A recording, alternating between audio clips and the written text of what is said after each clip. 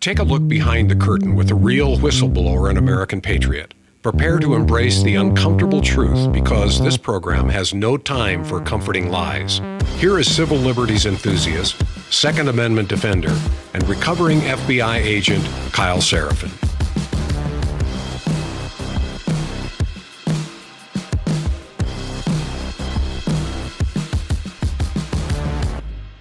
Well, hello, my friends. Welcome to the Kyle Seraphin Show. Today is Tuesday. It is February the 18th. I thought it was Wednesday when I got up because that's how wild this timeline has been. There's so much going on all the time. I feel like we're just getting shoved through the mix and we can't even keep up. It's kind of a good thing when it comes to the stuff that's going on in our government. It is the opposite of the speed of government, as we talked about last month. Just pushing at a level that is difficult to comprehend. The upside, I think, too, is that folks are unable to sort of cope with it on the political left. There are so many laser pointers that are in action right now that they're just chasing their tails and they're failing. And so we're seeing a lot of progress. Some of it is not perfect, as is often the case. We are seeing that good enough, or doge enough, I guess, is appropriate instead of waiting for perfection. You're never going to get perfection in government work, so the good enough for government work is happening right now. I want to ask you guys for a quick favor, if you don't mind. If you're following us over on Rumble and you watch it in a replay, check us out over on Spotify. You can always find the podcast at rumble.com/Kyle Seraphin. You can find it at Kyle Seraphin on X. You can go to the locals channel where people got a little heads up message today at kyleseraphin.com. But Spotify is the easiest place to watch us without ads. And if you want to share it, just a big ask from us, if you would share it with 2 to 3 people that are your friends that you talk to on a regular basis that might benefit or might enjoy just a little bit of snarky humor and a little bit of touching all the bases of what's going on during the workday. If you get a chance to share the podcast, we'd greatly appreciate it. It'll help us grow and it'll make a big difference as far as who's watching it right now. So a lot of stuff we're going to cover today. The craziest thing out there is a story that I've been watching for about, what is today, the 18th? I've been watching it for about 3 weeks. And it's something that Andy No brought to the attention of anybody who was paying attention to Andy No. I know Andy. I like Andy. And he's very cautious in the way that he brings things up. So we're going to be talking about the possibility of a trans terror cell. NBC is actually covering it, but as usual, the mainstream media is covering it in a way that is not very honest. And once we dig just one layer deeper, even into their own stories, I think you guys are going to find that this is a really gnarly thing that's happening. And it's the inevitable result of lying to people for a long time and claiming that there is no danger and it's a victimless crime and it doesn't actually hurt anybody, to affirm or believe that men can be women and women can be men, to fundamentally undermine what's going on with the fabric of reality in some people's minds. They can't handle it. It's not good for them. And the end result is going to be something that we're seeing the first little taste of. I don't think it's widespread, but it is scary as hell. And it's really, really bizarre. So we're going to talk about that in just a second. Before we do, let's talk about some other things that are bizarre. The government able to track all of your things. I want to share this with you guys. This is a piece of gear, and then we're going to cut over to the B-roll footage. But this is a bag that I got from my friends over at Silent. It's slnt.com/Kyle. This is a sensitive site exploitation bag. You can actually fold this thing out of the zipper pocket, and you can use it as a Faraday cage to protect anything. If you are a law enforcement officer or if you're doing sensitive exploits of places, you guys know what I'm talking about if you do SSE. If you don't know, you don't need it. But it is a really neat product to be able to basically keep cell phones away from child pornographers and sex traffickers and drug cartels and so on. You can toss them in here and keep them from being remotely wiped. So it's a product that's geared towards law enforcement. And that's kind of the reason why my friends over there really make some sense. What they do is they make products for the types of people that are going to be using them. And here's another little example. This is my phone, and I'm putting it in the Faraday cage right today because actually it always goes off whenever I'm doing the show. All right. So let's just say it this way. Between government and big tech, between the technology companies and corporate America and criminals, your privacy is always under 24/7 compromise. At least it has the potential to be. There's no other option than protecting yourself. And that can start with a bag from Silent. It's slnt.com/Kyle. Their Faraday products block all incoming and outgoing signals, and it makes your phones or your tablets or your laptops invisible and safe from the outside world.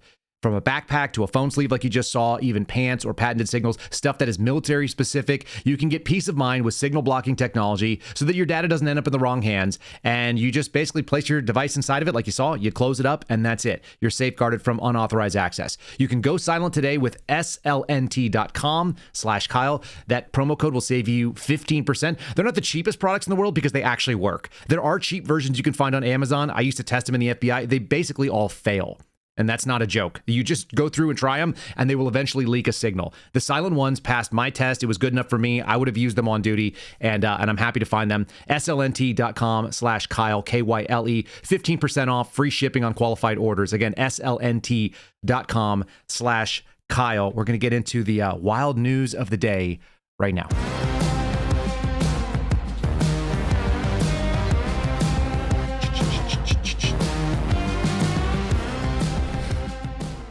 All right, I'm not going to abandon the stories from yesterday because I think the propaganda pieces of 60 Minutes are worth talking about. And even worse, I guess, was this thing that I found today in the Financial Times. Now, the Financial Times is basically a subscriber-only newspaper. If you've ever seen them, they have kind of like a pink-colored hue to the pages. So they're very specific when you find the FT, if you're sitting on a subway or something. And I found this article to be quite enlightening / funny.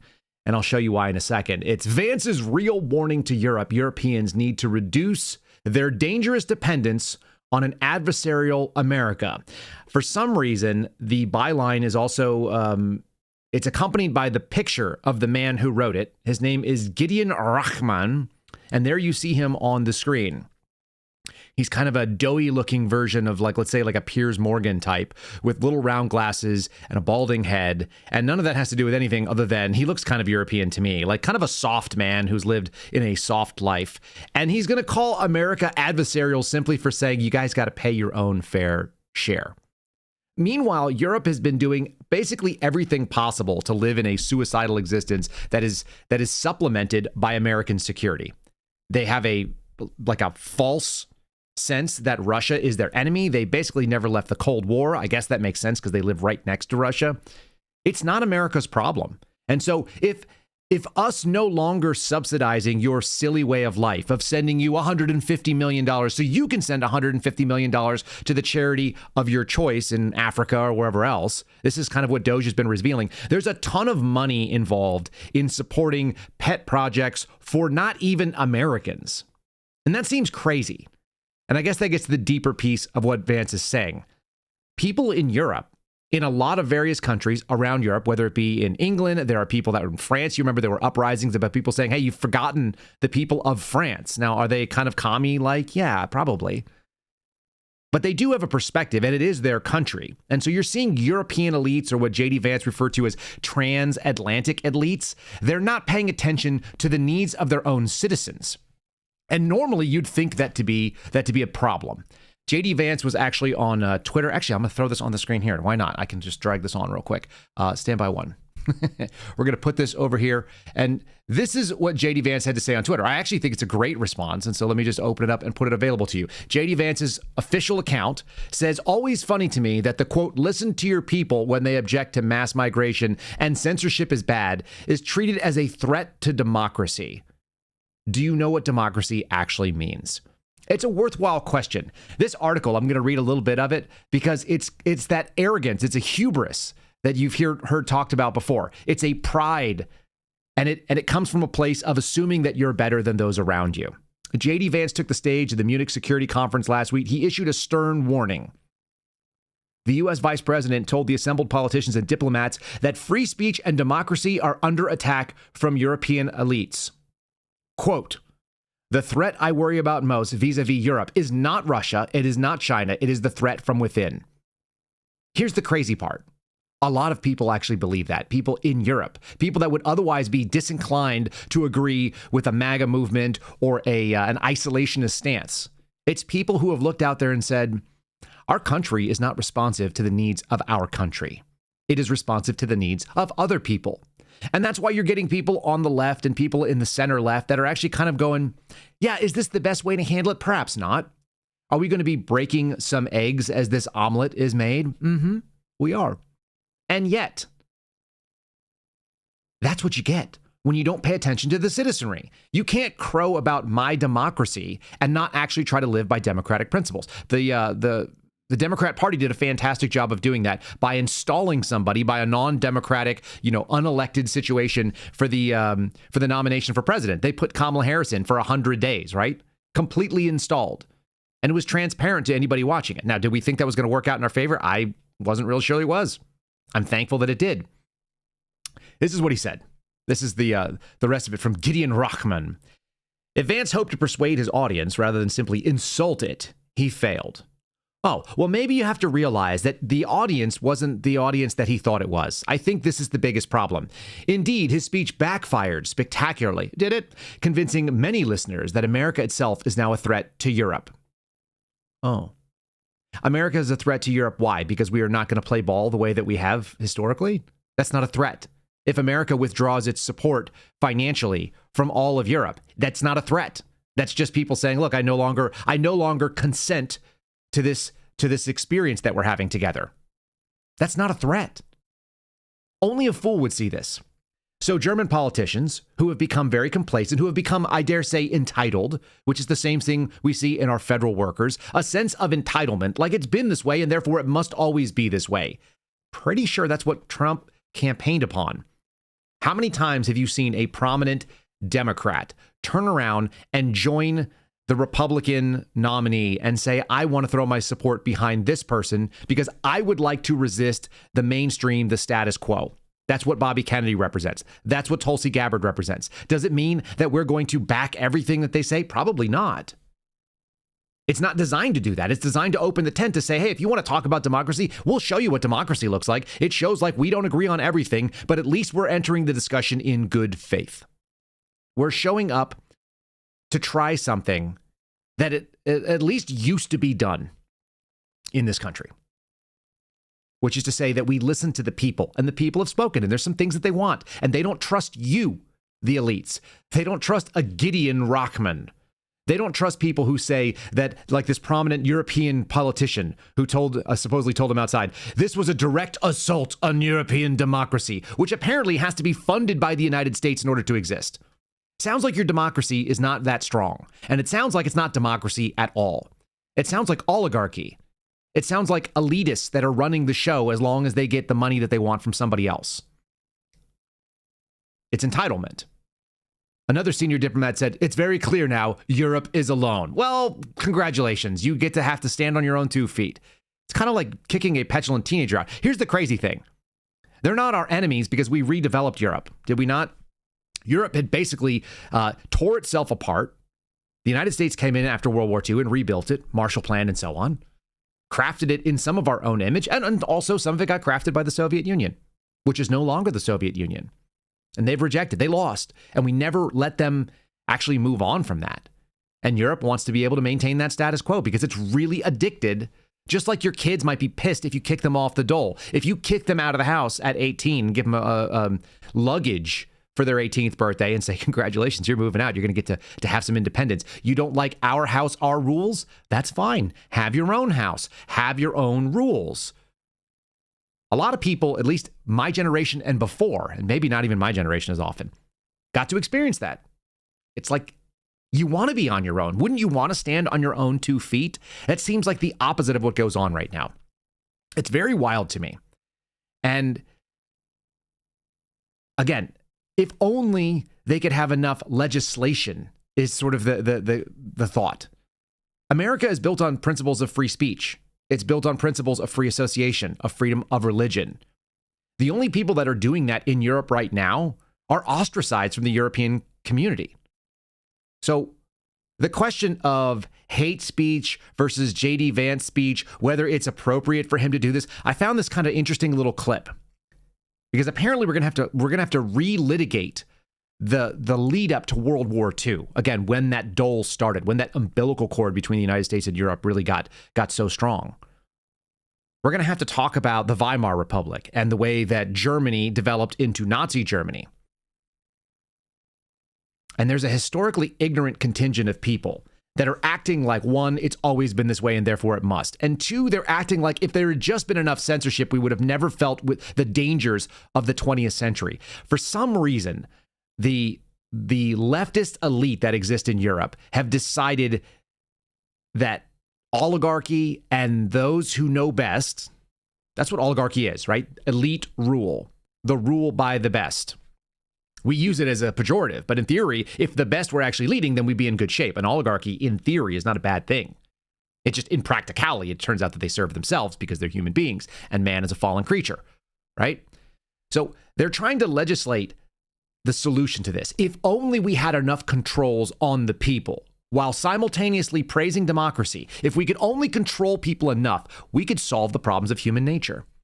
And this was already done, it turns out. They actually did this experiment, and it happened in 1776 to 1789.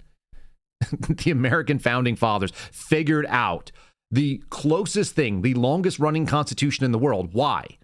Because they were trying to account for human frailty and failing.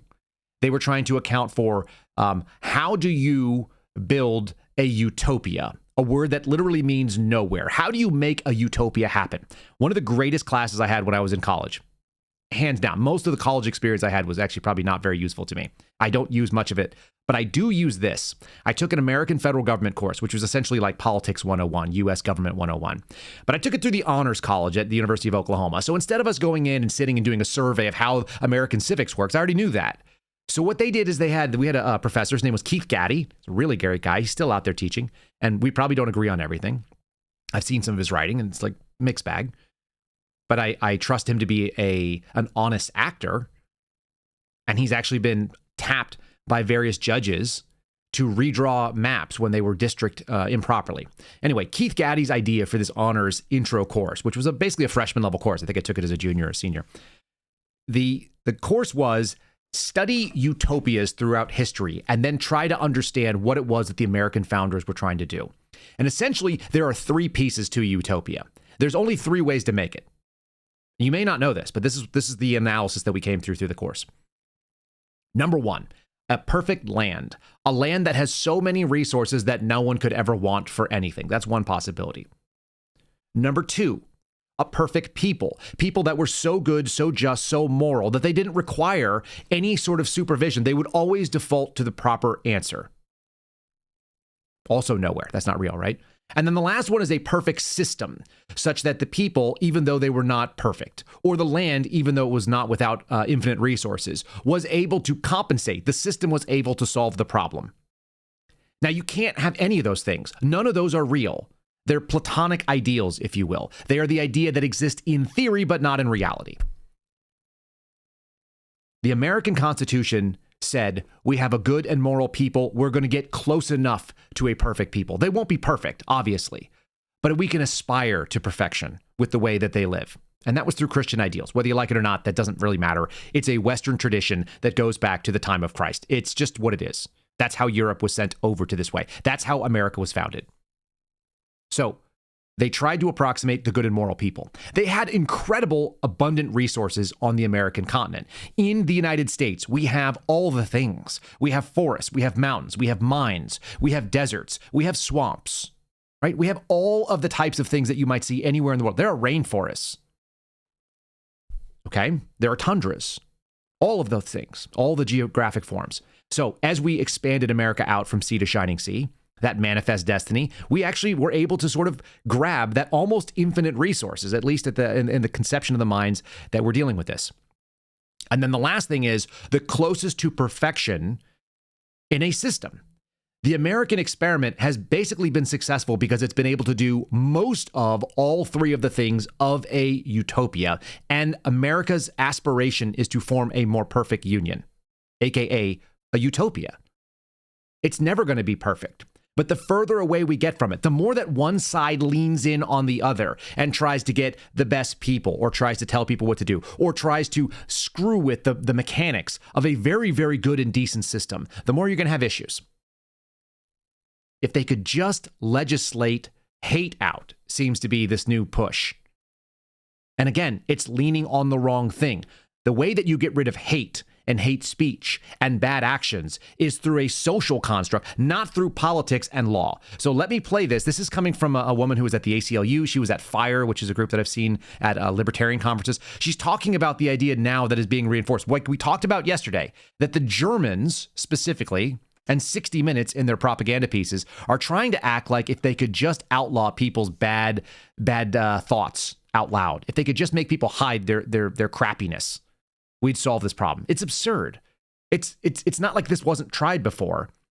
And even though they're liars, the Washington Post is not wrong either. Democracy and really truth dies in darkness. They just actually are part of the darkness. They don't realize that. If Germany had only had anti-hate speech laws and had censored the Nazi speech, Hitler would not have risen to power. The Holocaust would not have happened.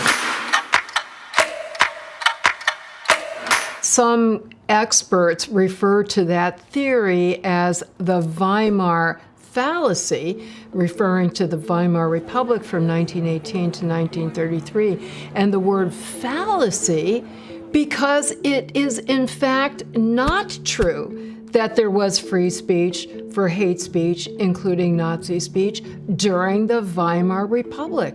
To the contrary, Germany then had multiple laws that restricted hate speech, insulting speech, speech that advocated or might incite violence against various groups, including religious groups, laws against defaming or insulting a religion, including the Jewish religion. And all of those laws were very strictly enforced, including by the leading Jewish organization at the time. There was a very large organization, I think it's quite similar in concept to the Anti-Defamation League in the United States, that had offices all over Germany and made sure that all of these laws were regularly enforced through both criminal prosecution and civil lawsuits. And many of the leading Nazis were repeatedly prosecuted and convicted and even served prison times. Do you get it? This has been tried before, trying to outlaw people's thought. What it does is it drives people underground. It allows them to coalesce in sort of a dark, festering place. And then the ugliness comes out, and it does so in a way that nobody expects. It is far better. And it's the reason why the ACLU used to, do legislation on behalf of Nazis. It's far better to have whatever the crappiest, worst ideas expressed loudly and in public so that we can all see them and we can debunk them on their face. What's interesting is that if you don't allow the other side to speak, then you have this false sense that it is not just prevalent, but it is the only acceptable position to hold. I didn't know where I was going to work this in, but I saw this earlier and I couldn't help but think about what a bad take this is. We are now going to go back and have guys who emigrated to America. Trevor Noah, who came here as a comedian to be able to do things that he couldn't do at home, I imagine. That's why you come to the United States. Opportunity, the economics of it. And now he is making arguments in favor of segregation. This is a truly interesting time to be alive because you're seeing a guy who is essentially arguing that the thing that allowed him to come into existence, in other words, integration, is something that should never happen. And you have this protected little enclave of people that live in a fantasy world arguing in favor of it. This is Trevor Noah sitting and talking to, I think, a Princeton professor and some black podcast hosts. It's two black women and a black man having a discussion about why segregation is better. Look, you're going to play right into what racists think is great. The issue is never about race. This is such a simplistic idea. And he actually even indicates this, but he hones in on race. It's the craziest thing I've ever heard. It's always about culture. There are people that are culturally aligned with me and you that look nothing like us because it's completely irrelevant. There's a reason why a guy like Kash Patel, whose family came here as immigrants, who has different skin tone than me, we get along basically eye to eye all the time because we have respect, we have similar culture, we have values the same thing. My buddies in the military were black and they were Asian and they were Hispanic, and it had nothing to do with what their background was racially. It was that we had the same value, that we thought service was important, that physical fitness was important, that men should be masculine, and that was important. It's really basic stuff. And Trevor Noah breaks it down to skin color, even though he starts off with an honest argument. This is deceptive because people who don't think very clearly end up in this. And I think that's where we're going to end up with this crazy idea, which we're going to cover in the second half of the program, of like the trans terror cell. If people are so unhinged and unmoored from reality, they end up in a place that is very susceptible to dangerous cult-like behavior and simple solutions, as my buddy George Hill says, simple solutions to incredibly complex problems, like human beings interacting together. Here's this little bit. Again, kind of shocking to hear in 2025 that now we're going to re-examine whether or not segregation was a bad thing. I found myself wondering, and this applies to America, and then maybe it'll go to other places in a different way because Finland ties in. Do you think that integration was the right move? Like, and now I'm separating two things because I know in America people are like, well, of course, I mean, there was racism and there was segregation. And I go, yeah, no. I'm separating them. Let's separate someone being oppressed and someone not being able to get a job and someone not being able to get a bank loan. Let's take all of those, the negative things away, because I'll put myself out personally and say, I think whether we're talking about gifted kids who are anomalous, let's say, to the norm, whether we are talking about and I mean anything that does not fit into a category. I think the part of the reason Finland is able to do it is because, have you been to Finland? It's very homogeneous. I've been to Finland. You know who's in Finland? Finnish people. That's it. That's it. And because they're all Finnish, there's an idea of like, no, we all head in the same direction. We all know what our actions mean. And that's a really powerful thing I've learned in communicating with other people. When I'm in a room with anyone where we start to tie together multiple things. So if I'm in a room with black people, already there's like an implicit trust because we know what certain actions, words, and vibes mean. And then you're in a room with another African. Already. This person. Now, even if you shout at me, I know what your shout means. The same way an Italian knows what an Italian shout means. Yeah. Right? I know I'm prefacing it with a lot because it's a loaded question. Yes. But I would love to know if you think integration was the right solution, maybe, on the other side of, what America, of civil rights. Yeah.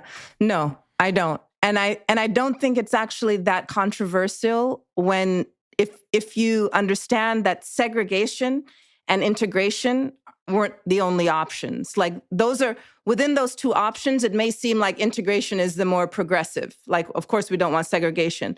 But again, when you're being integrated into institutions, into a culture that's a supremacist culture, that's a culture that feeds off of hierarchy, that feeds off of insecurity, anxiety, why are we being integrated into that? That's where I had to go. I know that was a longer clip than normal. I went to almost 2 minutes on that, and usually I try to cut it off at 90 seconds. I wanted you to hear that this woman's default position is that the culture that they were integrated into was supremacist. As she sits in a room that looks very non-traditional African, it came from Western ideas. She's wearing Western clothing that were developed because of Western manufacturing. She's talking on technology that is very Western. What a ridiculous position to hold. To be unburdened, as we like to go with the Kamala Harris thing, completely unburdened by reality. Forget what has been. All of the education and the means by which she is communicating is created by something that she is now going to discount and refer to as supremacy. That is the ultimate, not just ignorance, but it is hubris. It is significant amounts of pride, and it is truly awful. If you guys want to do communication, if you want to be able to continue on, we'll go ahead and pivot over to an advertiser. If you guys want to be able to communicate with who you want in the way that you want and make your own judgment on that, one of the things you have to do is protect free speech. That's what we're talking about here. You have to be able to protect the ability to communicate and associate with those that you want. And one of the ways you could do that is voting with your dollars. And in this case, our sponsor for right now is PatriotMobile.com. If you guys go to patriotmobile.com/KSS, you can consider that we just won the election, right? But the fight has just begun. We're 3 weeks into it. Now would be a good time to take a stand. Patriot Mobile is a way that you can do so. They are a Christian conservative wireless provider. Think of those words. Patriot Mobile offers a way to vote with your wallet without compromising on quality or convenience. It's not just about providing exceptional cell phone service. That's the default. It's also a call to action to defend your rights and your freedoms and your ability to associate with people you don't even agree with. Shouldn't you be able to pick up the phone and not be siloed and segregated? Patriot Mobile, you get outstanding nationwide coverage because they operate on all three major networks. If you have cell phone service today in the United States, then you can also get cell phone service with Patriot Mobile. When your contract is up or you're thinking about changing, they have a coverage guarantee. And the only difference is that you're spending money with a company that believes in the First Amendment, the Second Amendment, the sanctity of life, veterans, first responders, and it's very easy to do. You just can keep your number or you can get rid of it. You can keep your phone or you can upgrade it. Take your pick. 100% US-based customer service means you're calling somebody in the United States to talk to who understands it. Go to patriotmobile.com/Kyle. patriotmobile.com/KSS. I got to say this a few times. KSS. They're the only one. There's another Kyle out there, as I've indicated. And that Kyle probably should be eliminated so that we don't have to compete with them for promo codes. patriotmobile.com/KSS. This is a big problem, folks. And instead of looking into like, hey, where's our failings? Where is the mistake that are being made? You have organizations like MSNBC talking about Trump boxing himself into the corner because there's a government shutdown coming and they don't want to play ball. This is a lot like what I just heard the Europeans say. Well, the United States is not doing everything we want, so we're no longer going to be part of it. This is actually an article. It's an opinion column from MSNBC, so hard left, talking about the Ides of March, which is kind of funny, trying to do this sort of like historical, although it's pretty weak history, talking about that Julius Caesar was told to beware the Ides of March. Actually, that was through Shakespeare. The game is that they should block all of the funding simply because Elon Musk and Doge are not doing the way that they want in every single way. There's a couple really funny little stories right here. Number one, let's go to NPR. People who are completely independent from reality.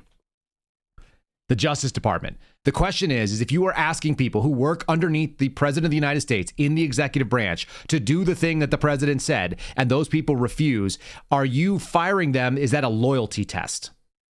The Justice Department veterans are noticing a pattern. This is the same Justice Department that stood in a clap line outside as Merrick Garland, that old woman, came walking out of the building and had tears in his eyes. They say the department seems to be cutting and breaking away from people who are only loyal from the president. They're the only ones who get to stay. Everyone else gets topped out. This is the claim. And that people who are loyal to Trump will get breaks. Listen, Donald Trump didn't create this game. He was prosecuted and investigated by his own DOJ. I put his own in air quotes because it wasn't his, was it?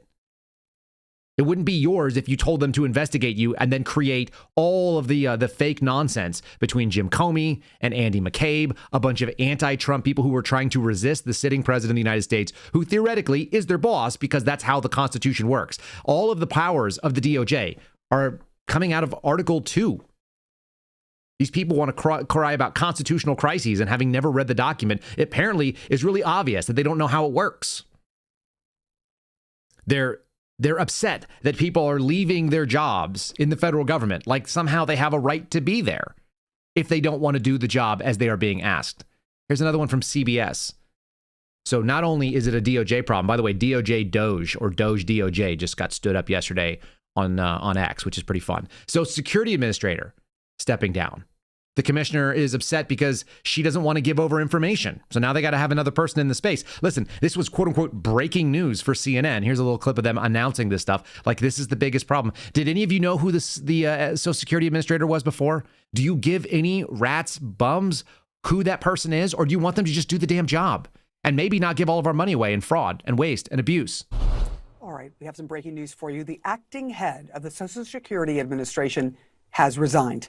Michelle King's departure comes after she refused to provide Doge staffers access to sensitive information, your information. King had been with the department for 30 years. It's the latest act of resistance meant to slow cost-cutting moves by President Trump and Elon Musk.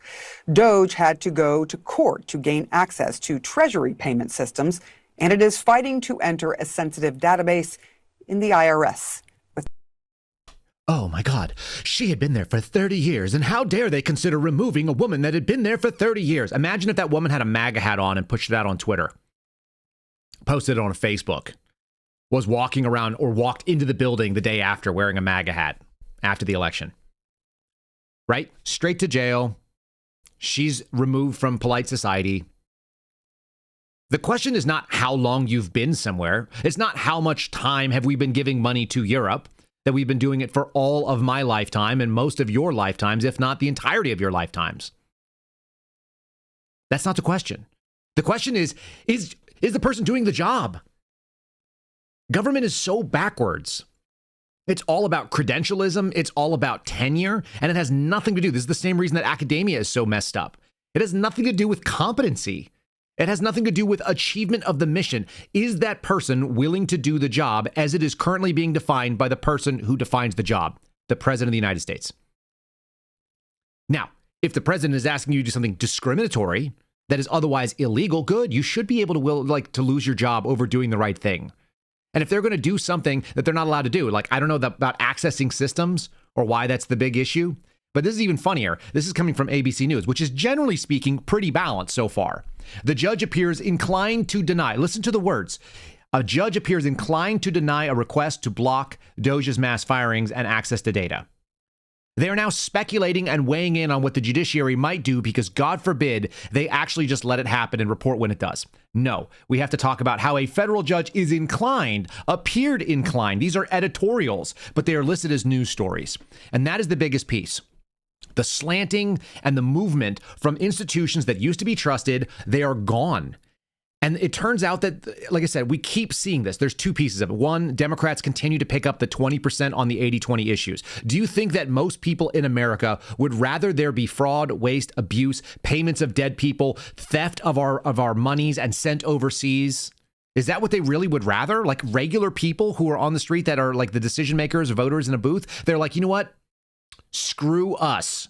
That's what we want. Screw us because I like it the way that it is and I don't want anything to change. Or would you be like, it's probably going to be a little bit uncomfortable while we make things better? I'm in the process of moving right now. I'm going to have to pack my stuff up. It's very uncomfortable to move. It sucks. It's not fun. Any of you who have done it, you know what I'm talking about. If you haven't, God bless you. You are living a dream.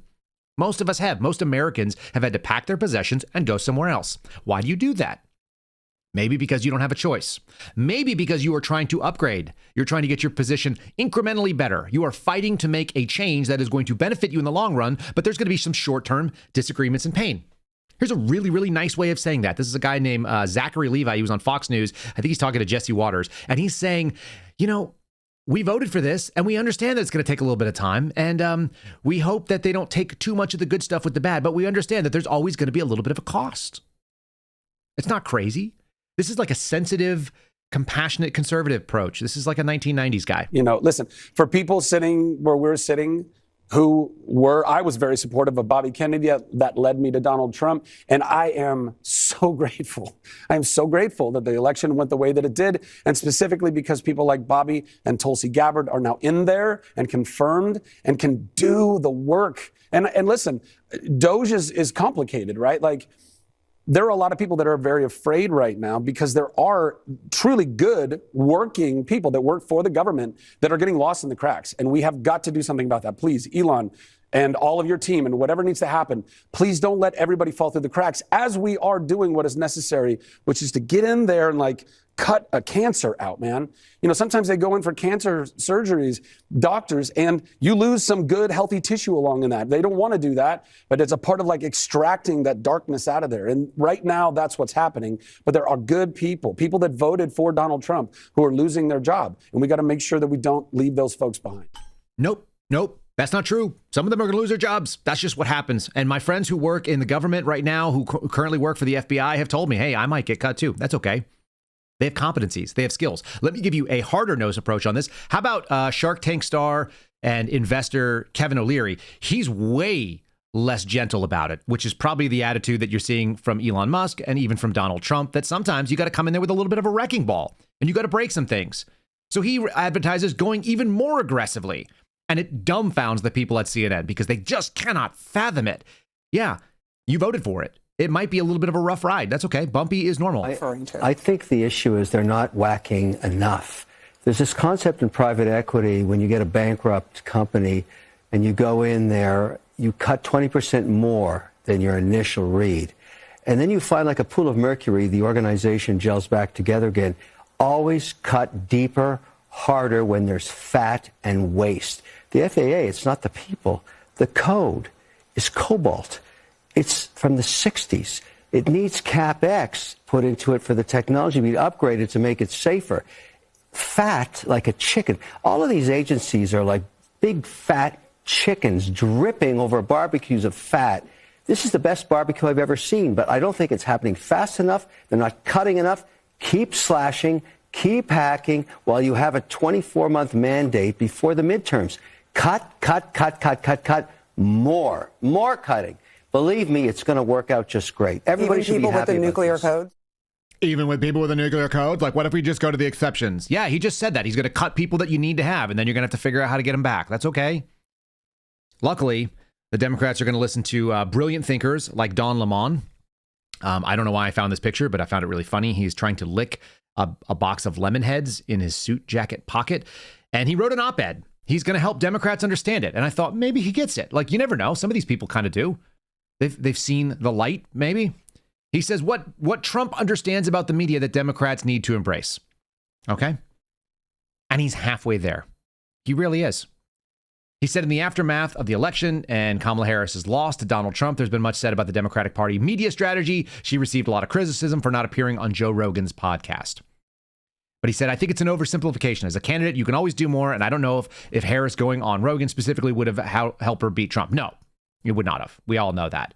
Rogan's podcast is a symbol of a larger problem that the Democrats have when it comes to media. It actually does nail in on this. Democrats, especially Democrat politicians, are still enamored with the patina of legacy media and influence they believe it has. There's something very funny about this coming from a guy who was on CNN throughout all the pandemic and leaned on that patina. Maybe he's evolved. He said they lack an understanding of where the culture is going. And then he goes down and says, since I left legacy media, he's still a legacy media guy. That's where he came from. I've launched my own independent news program. Is it though? Is it really? It's still burdened by all of your bad ideas. He built up an audience supposedly of hundreds of thousands of subscribers. It's folks who aren't just casually listening once in a while. They watch every single day, and many of them are paying to watch. That might be the saddest thing in the world. Imagine paying to watch Don Lemon because he came out of CNN and you think CNN didn't get it right, even though they have the same ideas. He goes on and says that politicians can no longer just make appearances on MSNBC and CNN. Democrats are too buttoned up. They're too afraid. They're too nervous to be real people. Trump has broken the mold of traditional media. No, let them continue to have this thought. What happened is they failed to understand that real people just want honest, sensible, thought-provoking actions. Things that are like, say one thing and do something. And that Trump derangement syndrome is pervasive on the political left. It's not just about whether or not you're in a legacy media outlet. It's about the message and the honesty and the integrity that it comes from. And I don't see it coming from him ever, which is why I like this picture.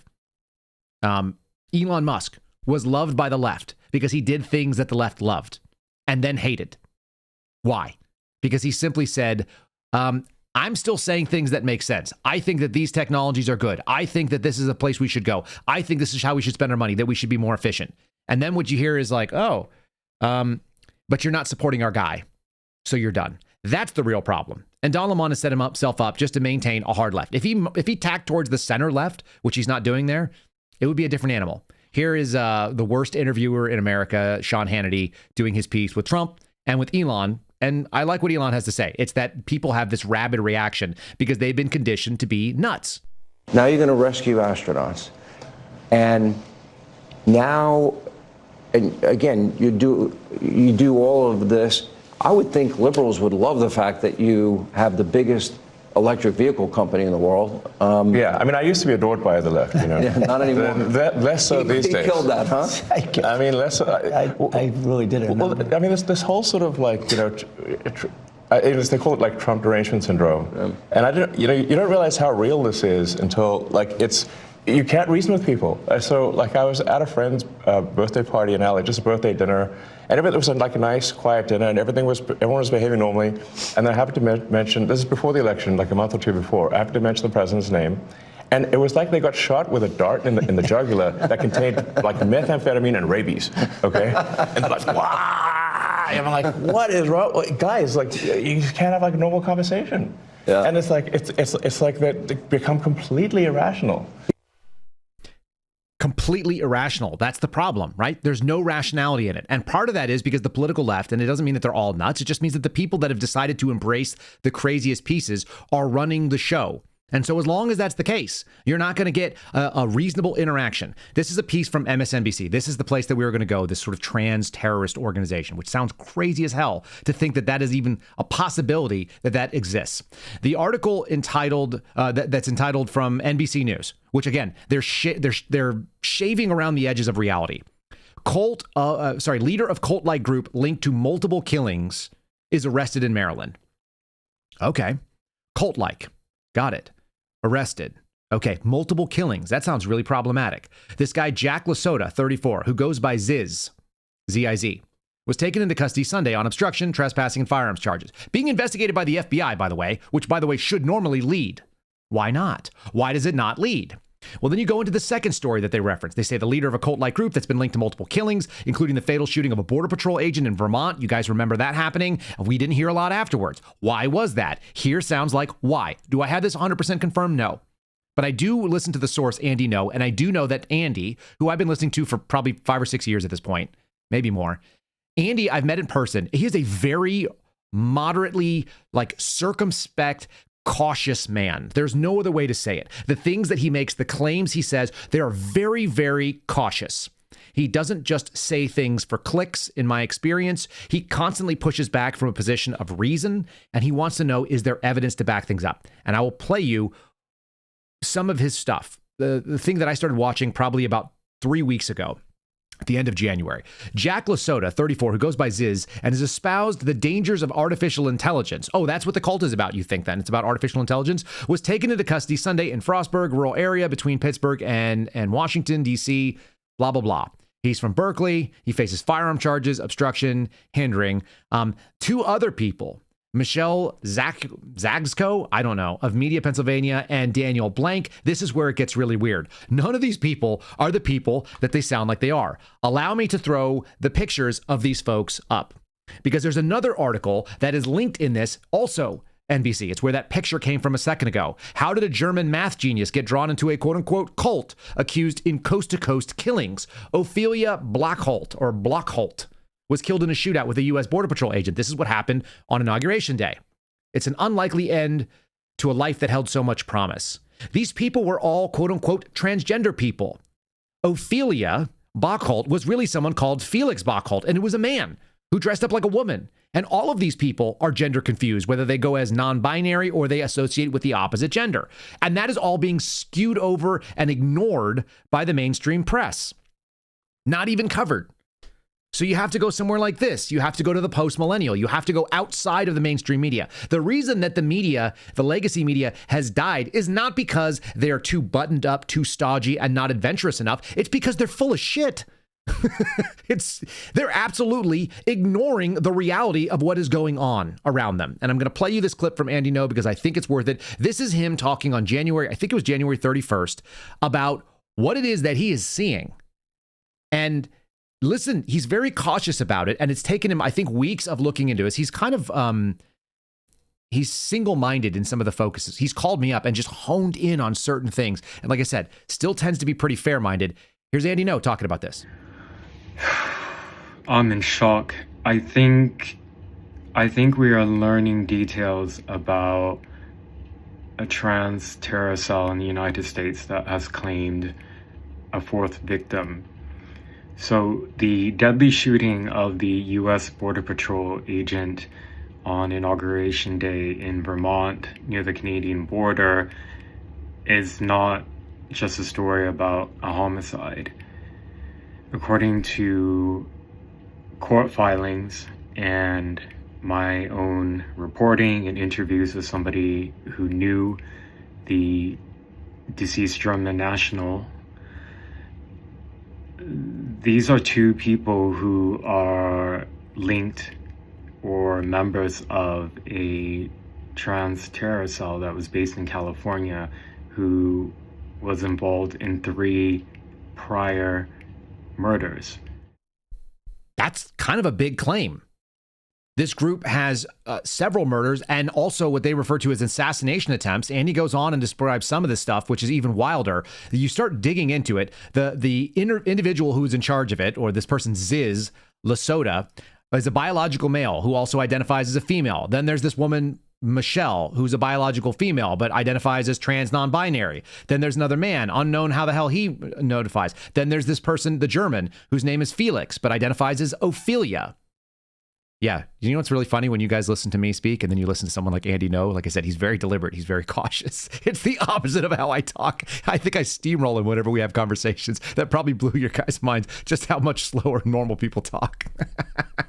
In any case, they found these people. They were all armed, which is not crazy in America, but it is a little bit wild that these people who are completely devoid of reality, who have decided to identify in ways that they are not, they've claimed a physical reality that is not true. How is it that those people don't have a violation on 4473? I think they should be hit with false statements. It's like, are you mentally unfit? Yeah, especially if you've been diagnosed with gender euphoria. I don't want trans people to have guns. Not because I have a problem with trans people. I have a problem with the idea that you think that there is such a thing as trans people. I don't have a problem with the person. I have a problem with the fact that you are obviously living devoid of reality. And we need to be more honest about it. I've watched a couple of good videos of this Jubilee podcast that's out there. And you see Michael Knowles just dismantling these people. They're like, what about the Two Spirits? And he's like, yeah, that was created in 1990. This is all made up. We're not trying to delete people, although I do have a pretty interesting article talking about how trans people are being deleted from the Stonewall riots by the National Park Service. And of course, it's by NPR, who thinks that basically 60% of the world doesn't know what to do with their genitals. They forgot that their parents obviously did, because that's how they are on the earth. We're talking about people that are unwell. And we're talking about, like, the most compassionate thing would be to actually worry about whether they're okay. This is Andy talking a little bit later on. He's a little bit more amped up, which is good. He's talking about them getting arrested. And again, you're not hearing this story, even though it's being covered by mainstream media. It's being covered by NBC, but not in an honest, thoughtful way, which is why you've got to go to places like Post Millennial. Hey everyone, I'm out and about. Just breaking news. Jack Ziz Lasota, the leader of the Trantifa terror cult, he's been apprehended alive. He was armed, but they got him in Maryland. And one of the other armed and dangerous wanted members, Michelle Zajko, was also apprehended. You can look at the pictures. It appears that Michelle Zajko drastically altered her appearance by shaving her head. It looks like she was pretending to be dead in the booking photo. This is a developing breaking story. I'm trying my best to find out the circumstances of how these arrests happened, but they are in custody now. Yeah, so you had the FBI get involved in this because you had an assault on a federal officer, and then suddenly you realize, like, oh, there's all this other crazy stuff going on. In California, there was a man who was 82 years old who was stabbed and had his eye put out, and then he survived, and they came back and they freaking killed him. So he was assassinated, and then they celebrated on social media. And none of this stuff is being covered, which I think is a really big deal if you have a targeted group of people with a specific mental illness that are roaming around for several years trying to kill off people that disagree with them for whatever their petty grievances are. Mostly it seems like they're targeting family members and those who didn't, like, publicly support their identities.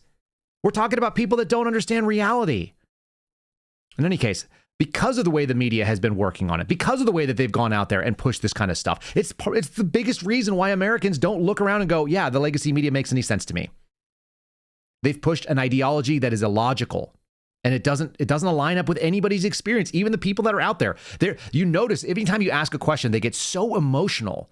It's this navel-gazing narcissism where it's all about me, and my experience. It's like, yeah, but I can't understand what your experience is. I can just look that you're a dude and you're wearing a wig, or you're just like a fat guy who's decided to wear a dress. It's very strange. Like, I don't know why you've chosen to do that. I'm not mad at you for wearing a dress. I just think it's weird that you think everybody else should call you ma'am, because you're clearly not. And this is a bigger problem. A lot of it was funded by US dollars. This is why people are so excited about Doge that might otherwise not be. They're just like, listen, you can't keep putting our money into places that are completely illogical. This is how you're going to lose regular Americans that otherwise didn't care. And I've got a little piece about that as well. But this one is something I've been holding on to. We had Tyler O'Neill join the program not too long ago.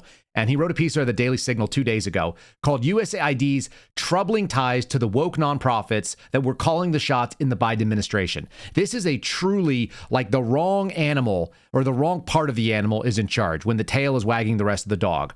The U.S. Agency for International Development wasn't just spending taxpayer dollars on transgender operas overseas. This is Tyler writing.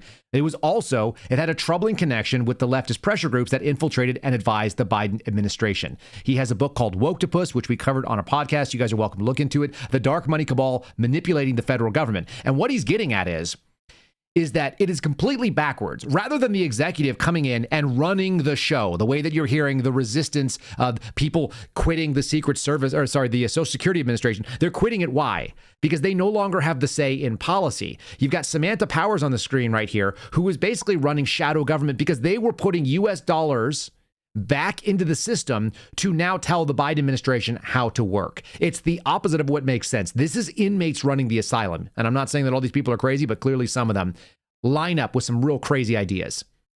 When the people who are the worker class inside of the federal government are the ones that are actually dictating policy back up to the person that's supposed to be in charge, everything is backwards. None of it is working right. And so that's the troubling tie. If you have the self-licking ice cream cone where everything circles back on itself, it's like the Biden administration gives money into certain things. Those things give money back to the Biden administration. So the Biden administration continues to serve those things. And none of those things include the one thing that it's supposed to do: represent the people.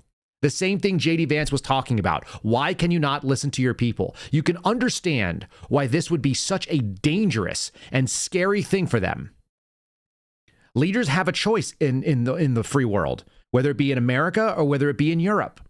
You can listen to your people, or you can try to do what the transatlantic, elites are doing. You can do this. Why is listen to the people a threat to democracy? Do you even understand what that word means? Or have you just been trying to sell it because it sounds good? It's good branding, but it's not the reality they're living under. Again, JD Vance from yesterday. I'll play it again. This is when he was over in Europe doing this talk. This is apparently the scariest thing. This is an attack on Europe because it threatens the status quo in the United States for the elites, for the European elites, for anybody in the world that doesn't think that the regular person is supposed to have a say. Leaders have a choice. And my strong belief is that we do not need to be afraid of the future. You can embrace what your people tell you, even when it's surprising, even when you don't agree. And if you do so, you can face the future with certainty and with confidence, knowing that the nation stands behind each of you. And that, to me, is the great magic of democracy. It's not in these stone buildings or beautiful hotels. It's not even in the great institutions that we have built together as a shared society.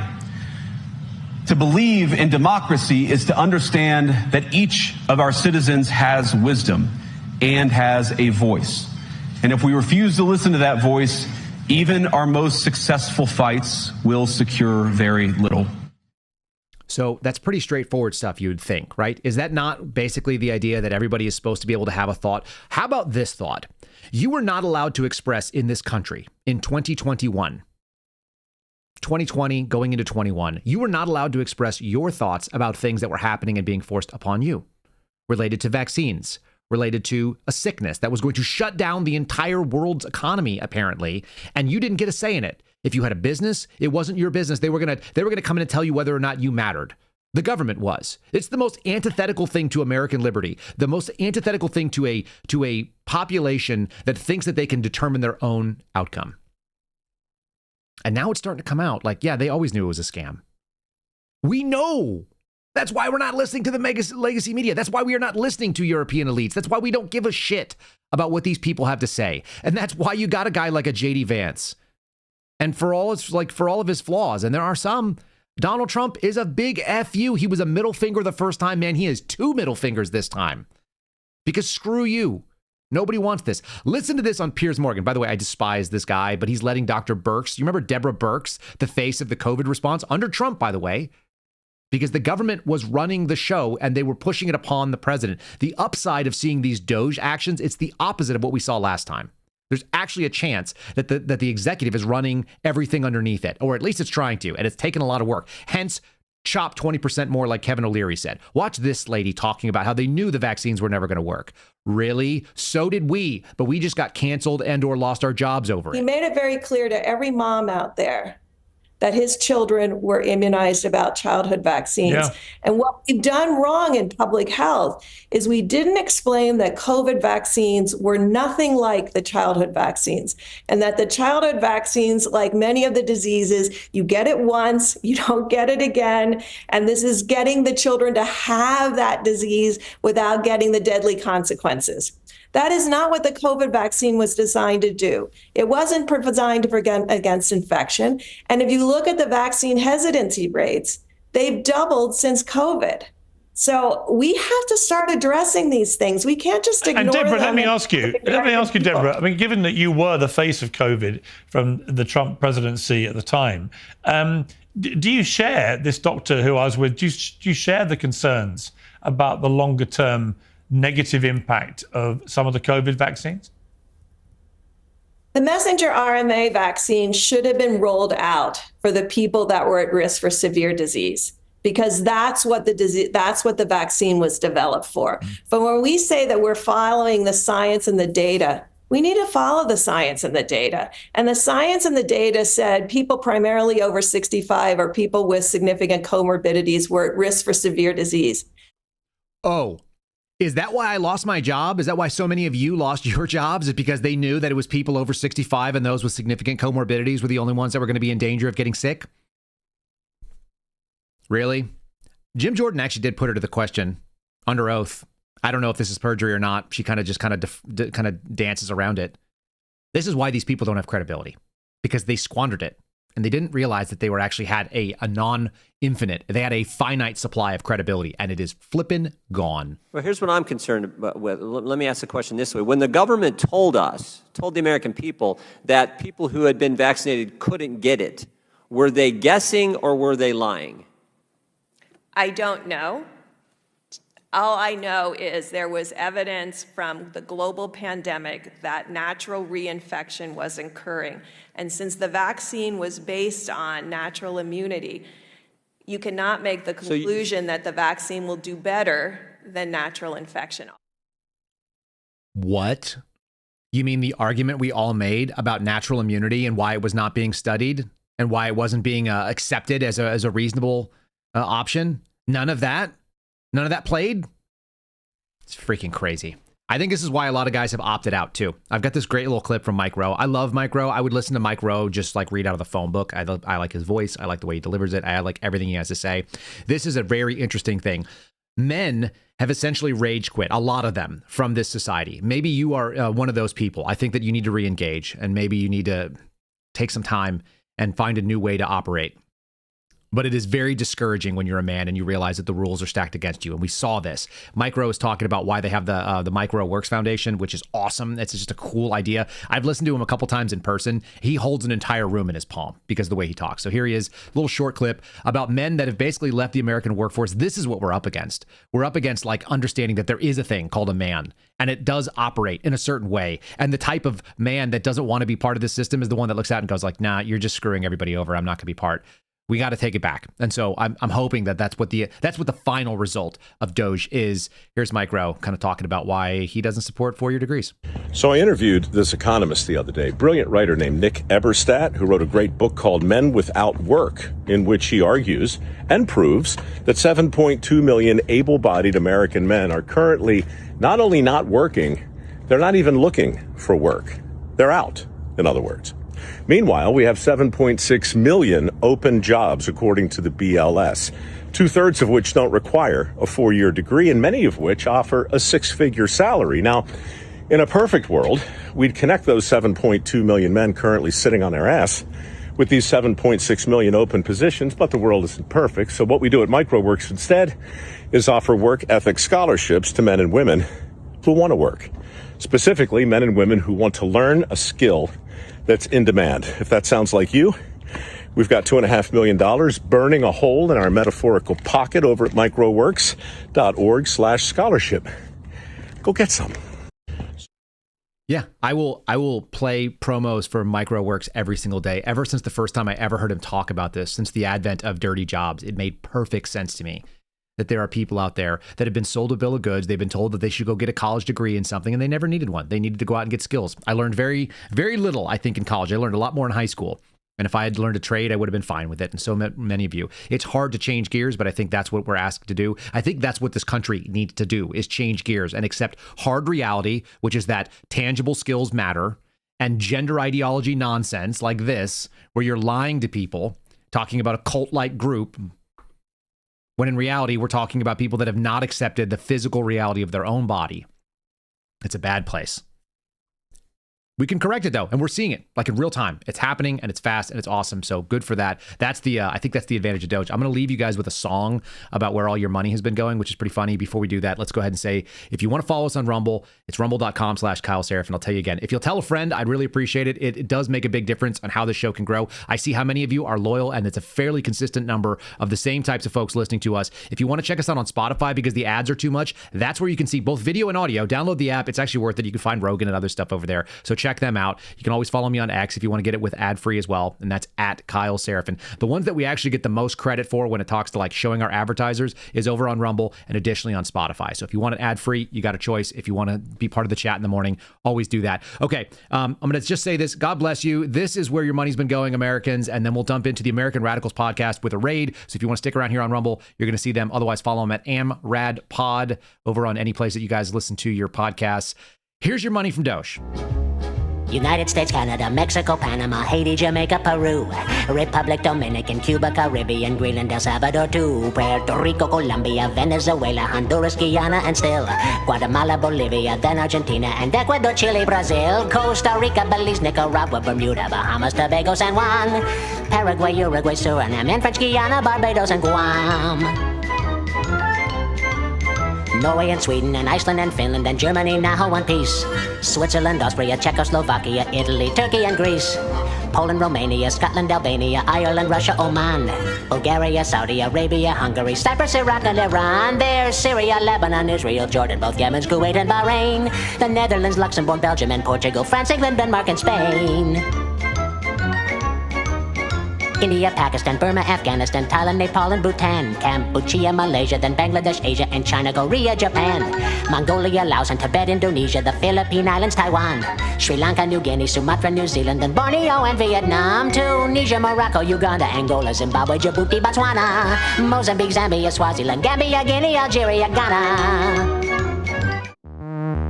Thanks for listening to The Kyle Seraphin Show, streamed live weekdays on rumble.com/Kyle Seraphin. Follow Kyle on Twitter, Truth Social, and Instagram at Kyle Seraphin.